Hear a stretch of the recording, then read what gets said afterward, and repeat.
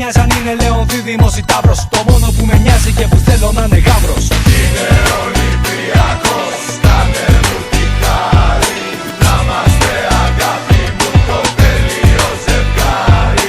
Μη μου γίνεις βαζελός ούτε κανουμάκι. Έλα στο πρωταθλητή, στο Καραϊσκάκι.